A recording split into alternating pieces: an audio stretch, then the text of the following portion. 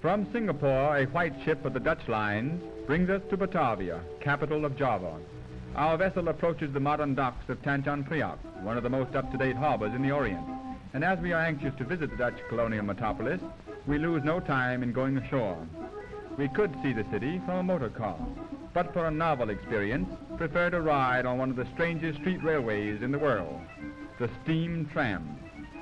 At the powerhouse, steam is forced into the fireless locomotive, enough to pull the tram about 30 miles through Batavia streets without recharging. Notice how neat and clean the tram is, and it is airy too, for there are no doors or glass windows. We glide smoothly along the well-kept streets through the two sections of the city. In Batavia Centrum, the newer part of the city, occupied mostly by European residences and business houses, is the palace of the Governor-General. Since Jan Petersen Koens founded Old Batavia in 1619, the Dutch have slowly extended their dominance in the Indies until today they rule over an area 62 times larger than the mother country. In Java are to be found many splendid hotels.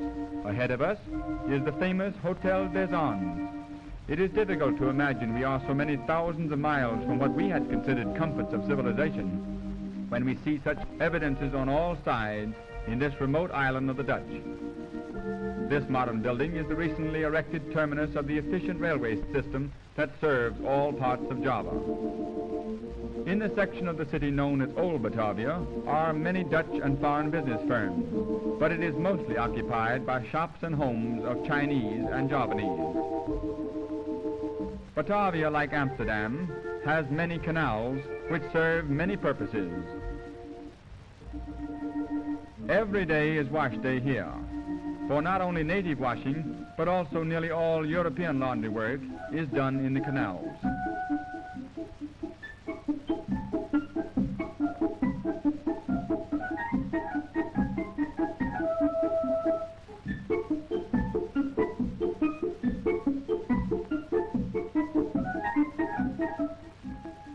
The Javanese use the canals for swimming, but a typical and more refreshing method of bathing is to pour water over themselves and allow evaporation to cool the body.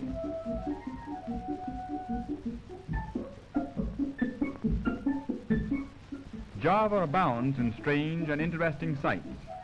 In Yogyakarta, we see the retinue and bodyguard of a nobleman on his way to pay an official visit to the Sultan. Yogyakarta and Surabaya are the only two remaining principalities, native states, still nominally ruled by sultans. The little army passes between the double walls of the Kraton, the palace of the Sultan.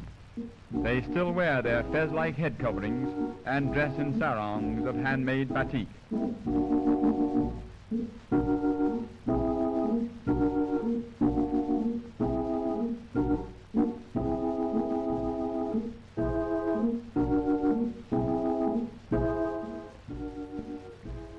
Bullock carts are used by the natives for some of their hauling. The pace of the animals is slow, but then time means very little to the Javanese. Human labor is more plentiful and cheaper, so most of the trucking is done by coolies, and women as well as men labor under back-bending burdens. A load of empty petrol tins that are much in demand, for they are used for many things.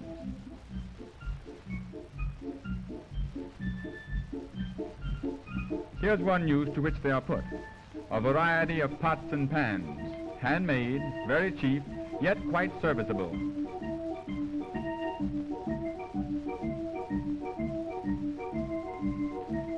Rug beaters, doormats, feather dusters, brushes and brooms, everything to keep the home clean.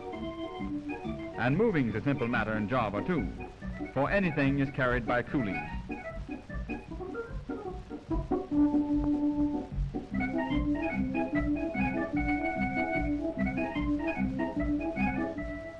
Nothing's too large or heavy, and even the grand piano is easily carried.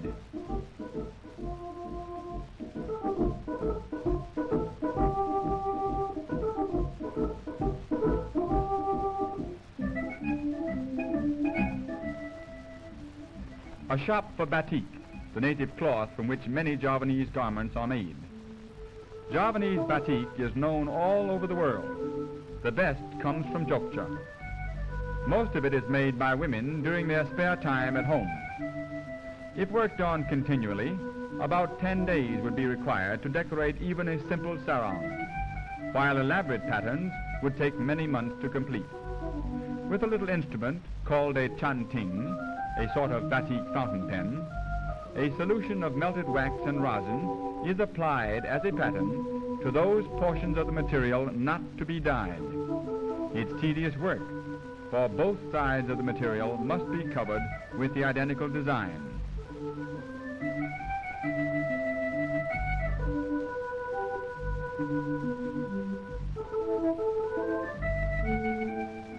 When more than one color is wanted, some of the wax is removed after the first dyeing, another pattern applied, and the cloth re-dyed. When the colors have set, the material is dipped in warm water to remove the wax, and the batik is finished. In father's spare time, he takes care of the baby. Heavy tropical showers come suddenly during the rainy season. As the downpour usually does not last long, the Javanese pay little attention to it and keep right on with their work. After the shower is over, the fertile ground soon absorbs all traces of the rain.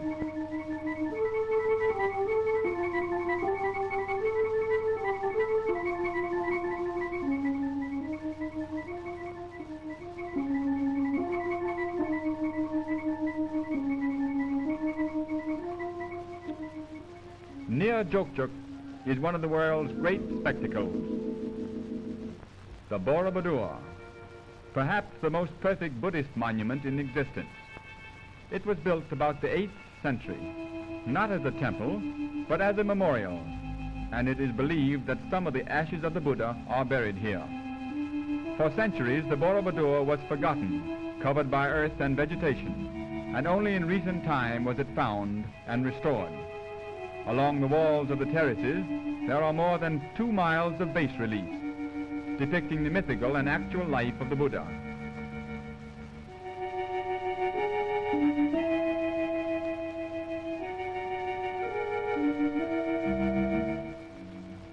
There are 505 statues of the Buddha. Many still remain within these bell-shaped stone cupolas. Native tourists come every day to visit the Borobudur, and pilgrims come to pray and burn incense before some of the many images. Buddhism and Hinduism have given way to Mohammedanism in Java, and little remains of the earlier religions but monuments of the past. A great monument of the Hindu religion is the Prambanan, a group of ancient temples now in ruins. We make our way to Surabaya, the chief commercial city of the Dutch East Indies. We find it a modern and very busy metropolis. Native officers efficiently direct the traffic, which is the heaviest of any city in Java. The main Surabaya office of the electric services, owned and operated by the government. The recently erected municipal building, housing the many public offices of this thriving and prosperous city. The tower, when built, was the tallest structure in Netherlands, India. A visit to Java would not be complete without partaking of a rice topple, the famous meal of the East Indies. 18 waiters served 90 different dishes at this repast. However, at some rice tables, there are as many as 300 varieties of edibles served. As the name suggests, the first course of this elaborate meal is rice, and plenty of it. To it are added many kinds of meats, fish, fowl, eggs, spices, sauces, condiments, and nuts, until finally the plate is filled with an astounding mixture of food, so tempting that one frequently overeats, and therefore it's not hard to understand why it is so easy to lose one's figure in Java.